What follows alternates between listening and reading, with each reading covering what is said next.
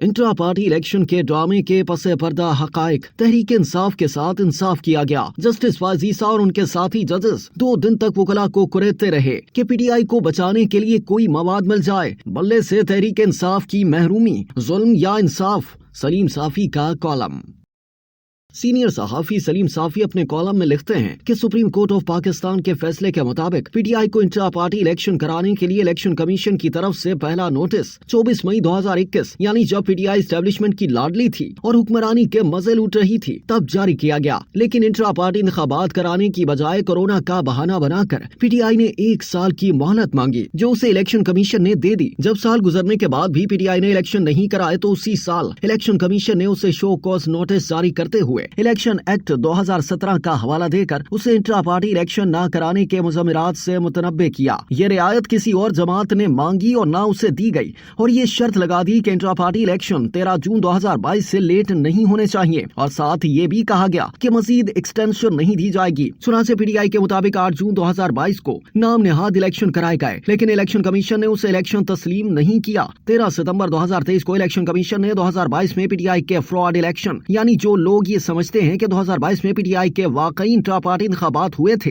तो वो आज बताएं कि उन इंतखाबात में पख्तूनख्वा सूबे का सदर कौन मुंतखब हुआ था। उसको फ्रॉड करार देते हुए उसे हुक्म दिया कि वो इंट्रा पार्टी इंतखाबात करवाए। वाज़ेह रहे कि इलेक्शन एक्ट 2017 के तहत इलेक्शन कमीशन उसी वक्त पीटीआई को इंतखाबी निशान से महरूम कर सकता था, क्योंकि जिन दीगर 13 पार्टियों को इंतखाबी निशान अलॉट नहीं किया गया उन्हें एक बार भी मोहलत नहीं दी गई, लेकिन पीटीआई को एक और मौका फराहम किया गया। इलेक्शन कमीशन ने यह भी वाज़ेह किया कि इंट्रा पार्टी इंतखाबात पीटीआई के आइन के मुताबिक होनी चाहिए और आइन में दर्ज तमाम तकाजे पूरे होने चाहिए। बसूरत दीगर इस इंतखाबी निशान अलॉट नहीं किया जाएगा। यानी गोया सही मानों में इंतखाबात न करवाने के जो नताइज हो सकते थे उससे मुतालिक पीटीआई को पहले से मुतनब्बे किया गया था। इसीलिए पीटीआई के रहनुमाओं और वकला को चाहिए था कि वो इंतखाबी ड्रामा रचाने के बजाय सही इंतखाबात करवाते, लेकिन इलेक्शन कमीशन की हिदायत पर अमल करने की बजाय पीटीआई उसके शो कॉज नोटिस के खिलाफ लाहौर हाई कोर्ट गई। वहाँ सिंगल बेंच ने उसकी समाअत की तो पीटीआई ने मुतालबा किया कि इसके लिए फुल बेंच बनाया जाए। चुनाचे 5 रुकनी बेंच तश्कील दे दिया गया। अब लाहौर हाई कोर्ट से अपनी रट वापस नहीं ली गई थी और वहाँ मामला ज़ेरे समाअत था कि 2 दिसंबर 2023 को अचानक पीटीआई ने ऐलान किया कि उनके इंट्रा पार्टी इंतखाबात मुनक्किद हुए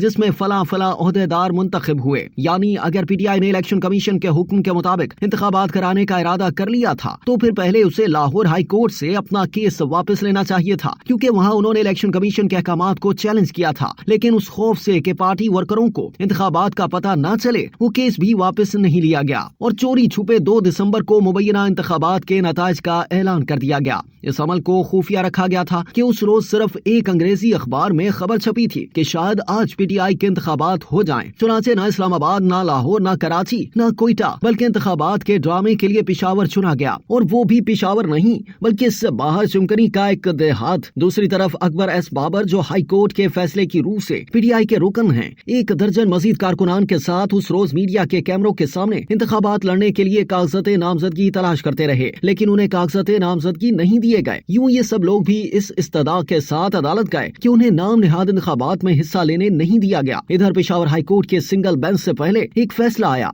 फिर दूसरा और फिर दूसरे बेंच ने पीटीआई के हक में एक बिला जवाज फैसला दिया, जिसके खिलाफ इलेक्शन कमीशन ने सुप्रीम कोर्ट से रुजू किया। 2 दिन पूरी कौम के सामने चीफ जस्टिस फाजीसा की सरबराही में 3 रुकनी बेंच ने समाअत की। इस समाअत के दौरान पीटीआई के वकला अपने किसी मौकिफ के हक में कोई सबूत पेश न कर सके। चुनाचे दिल पर पत्थर रखकर जस्टिस फाजीसा और उनके साथी जजेस को अपने फैसले में लिखना पड़ा कि इलेक्शन कमीशन ऑफ पाकिस्तान 24 मई 2021 से जबकि पीटीआई मरकज और सूबों में हुक्मरान थी पर जोर डालता रहा कि वो इंट्रा पार्टी इंतखाबात कराए। इसलिए यह हरगिज नहीं कहा जा सकता कि इलेक्शन कमीशन पीटीआई के साथ ज्यादती कर रहा था। न हमें ऐसे शवाहिद मिले कि इलेक्शन कमीशन पीटीआई से मुतालिक बदनीयती से काम ले रहा है या फिर तासुब से काम ले रहा है। इलेक्शन कमीशन ने उनसे सख्त अहकामात दीगर 13 जमातों से मुतालिक दिए। इसी तरह का एक केस इलेक्शन कमीशन के सामने 12 जनवरी 2024 को ऑल पाकिस्तान मुस्लिम लीग का आया और कमीशन ने उसे सियासी जमातों की फहरिस्त से निकालने का फैसला बरकरार रखा। इलेक्शन कमीशन चाहता था कि पीटीआई इंट्रा पार्टी इलेक्शन कराए, लेकिन पीटीआई ने ने सिर्फ सर्टिफिकेट पेश करके गुलू खलासी कर ली, जबकि हमारे पास ऐसे कोई शवाहिद भी सामने नहीं लाए गए जिससे साबित हुआ कि बादियों नजर में इलेक्शन से मिलता जुलता कोई अमल किया गया। दूसरी तरफ पीटीआई के 14 मेंबरान शवाहिद के साथ पेश हुए जिन्होंने साबित किया कि इंट्रा पार्टी इंतखाबात मुनक्किद नहीं हुए। इसी तरह इन मेंबरान के पार्टी से निकाले जाने के बारे में भी शवाहिद पेश नहीं किए गए। पीटीआई सेक्रेटेरिएट के जारी करदा नोटिस में कहा गया कि इंतखाबात पेशावर में होंगे, लेकिन पेशावर के बजाय चमकरी में नाम निहाद इंतखाबी अमल करवाया गया। अगर पेशावर हाई कोर्ट के इस मौक़िफ़ को सही मान लिया जाए कि इलेक्शन कमीशन का इख्तियार ही नहीं था कि वो इंट्रा पार्टी इलेक्शन की जानकारी करे, तो फिर पूरे इलेक्शन एक्ट के इंट्रा पार्टी इलेक्शन से मुतालिक दफात गैर मौसर हो जाएंगे। इसीलिए इलेक्शन कमीशन की अपील को मंजूर करते हुए इसके 22 दिसंबर 2023 के ऑर्डर को बरकरार रखा जाता है। हकीकत ये है कि जस्टिस वाजीसा और उनके साथी जजेस 2 दिन तक वकला को कुरेदते रहे कि पीटीआई को बचाने के लिए कोई मवाद मिल जाए, लेकिन अफसोस के कोशिश के बावजूद उन्हें पीटीआई के हक में कोई ठोस दलील नहीं मिली, जिसकी वजह से उन्हें पाकिस्तान तहरीक इंसाफ के साथ ये इंसाफ करना पड़ा।